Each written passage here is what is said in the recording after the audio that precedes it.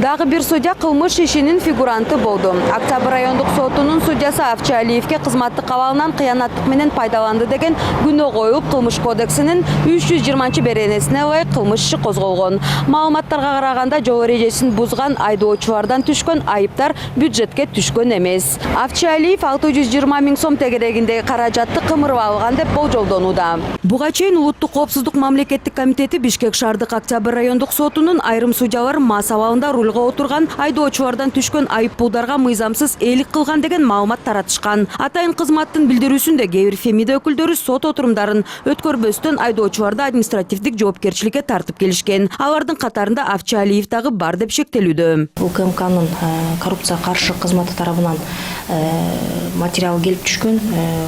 Бул материалда Бишкек шаарынын Октябрь райондук сотунун судьясы Кыргыз Республикасынын администрациялык жоопкерчилик жөнүндө кодексинин 238-беренеси менен козголгон административдик иштерди кароодо мыйзамсыз аракеттери көрсөтүлгөн. Былтыр эле судья Авчалиевдин жардамчысы Дүйшөн Алмаз уулу алдамчылык боюнча айыпталып камакка алынган. Бирок ушул жылдын январь айында ал үй камагына чыгарылган. Буга кошумча былтыр ушундай эле айып менен Октябрь райондук сотунун ошол кездеги төрагасы Эрнис Чоткараевке кылмыш иши козголгон. Ал учурда судья өлкөдөн эч ак чыгып кеткени аныкталган. Чоткараев административдик мыйзам бузуу боюнча 1350 материалды жок кылганы аныкталган. Башкы прокуратура Эрнис Чоткараевке карата сот адилеттигин же тергөөнү жүзөгө ашырууга байланыштуу коркутуу же зомбулук аракеттерди кылуу жана аткезчилик беренелери боюнча айып таккан. Бирок Эрнис Чоткараевке контрабанда беренеси боюнча кылмыш иши козголгонун себептери ачыкталбай жатат. Биринин артынан экинчи сотко иш ачылып камалып жатканы Кыргызстанда соттор кол тийбес эмес экенин көрсөтүүдө дешет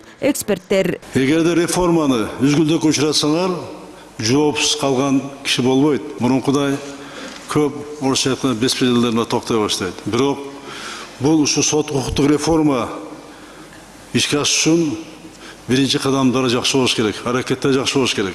Өзүңөр толук билбей туруп, бул реформанын маңызын, ошол кодекстерди, ошол мыйзамдарды жатка билмейинче, колуңардагы иштеп аткан ушул реформа ишке аша турган бүт кызматкерлерди экзамендерди алып, аттестация кылып, алардан талап коймоюнча бул соткулук реформа тез ишке ашып кетпейт. Бир жыл ичинде соттордун булык иштери ачыкталып, жалпысынан 7 судьяга коррупция беренеси боюнча айып коюлган. УКМК тергөө маалында фемида өкүлдөрү кылмыштуу топтор менен жең ичинен сүйлөшүп, алардын пайдасына чечим чыгарып, ишкерлердин мүлкүн тартып алган фактылары аныкталган. Андай иштердин бири боюнча былтыр жыл аягында Бишкек шаарынын Свердлов райондук сотунун мурдагы төрайымы Эльвира Жаркеева камакка алынган. Судьялардын иши жакшы көзөмөлдөнүп, тартип комиссиясы жүктөлгөн милдетти так аткарганда, фемида өкүлдөрү сестенип мыйзам бузууларга баруудан макташат депутаттар. Дисциплинардык комиссия деп биз кабыл алдык. Ал жерде да биздин топтолгон адамдарыбыз өзүнүн жумушун так алып барбай, карга карганын көзүн чукпайт дегендей